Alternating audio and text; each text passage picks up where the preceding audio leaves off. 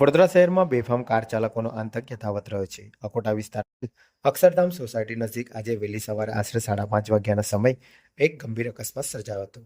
માહિતી મુજબ સ્કોર્પિયો કારના ચાલકે ડિવાઈડર કૂદી કાર સોસાયટી વિસ્તારમાં ઘુસાડી દીધી હતી. અકસ્માત એટલો ભયાનક હતો કે જો સામેથી કોઈ વાહન કે વ્યક્તિ આવી રહી હોત તો મોટી જાનહાનિ થઈ શકી હોત. પ્રાથમિક તપાસમાં સામે આવ્યું છે કે કારમાં સવાર વ્યક્તિઓ દારૂના નશામાં હતા.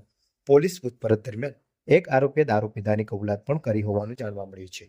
તેઓ સ્ટેશન તરફ ગયા હતા અને પરત ફરતી વખતે અકસ્માત સર્જાયો હતો. ઘટનામાં પોલીસે એક વ્યક્તિની ધરપકડ કરી છે, જ્યારે અન્ય 2 થી 3 લોકો ફરાર હોવાનું જાણવા મળ્યું છે.